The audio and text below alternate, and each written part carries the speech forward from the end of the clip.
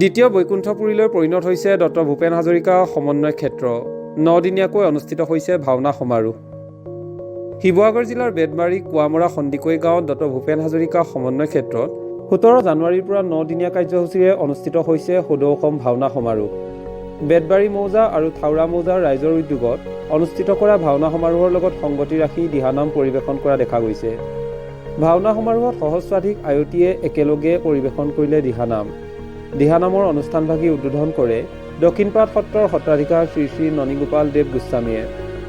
অহা 25 জানুৱাৰীত অন্ত পৰিব লগা ভাওনা সমাৰোহ ৰাজ্যৰ বিভিন্ন প্ৰান্তৰ পৰা অহা ভক্তসকলে ভিৰ কৰিছে। ইয়াৰ মাজতে সহস্ৰাধিক আইমাতৃয়ে একেলগে দিহানাম পৰিৱেশন কৰা দৃশ্যই সকলোকে মোহিত কৰিছে। মহাপুৰুষ শ্ৰীমন্ত শংকৰদেৱ গুৰুজনাৰ অপূৰ্ব সৃষ্টি ভাওনা সংস্কৃতিৰ চৰ্চা আৰু নতুন প্ৰজন্মক আধ্যাত্মিক চিন্তাৰে ভাওনা সংস্কৃতিৰ লগত একাত্ম কৰাৰ উদ্দেশ্যে বেতবাৰী মৌজা আৰু থাওৰা মৌজাৰ ৰাইজে অনুষ্ঠিত কৰিছে ভাওনা সমাৰোহ। এই ভাওনা সমাৰোহত অংশগ্ৰহণ কৰিবৰ বাবে অসমৰ বিভিন্ন প্ৰান্তৰ পৰা ভাওনা দলসমূহ অহা দেখা গৈছে। বৰ্তমান শিৱসাগৰ বেতবাৰী কুৱামৰা সন্দিকৈ গাঁও দ্বিতীয় বৈকুণ্ঠপুৰীলৈ পৰিণত হৈছে। 16টাকৈ ভাওনা দলে অংশগ্ৰহণ কৰিব এই ভাওনা সমাৰোহত।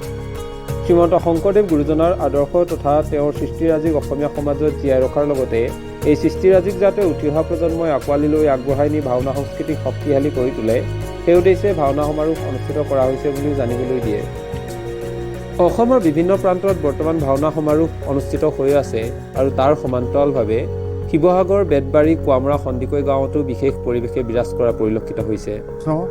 জয় গুৰু শংকৰ সৰ্বগুণাকৰ যাকেৰি নাহিকে উপাম তুহাৰী চৰণ কৰেনো হতকৌটি বাৰে কৰো প্ৰণাম তুহাৰী চৰণ কৰেনো হতকৌটি বাৰে কৰো প্ৰণাম।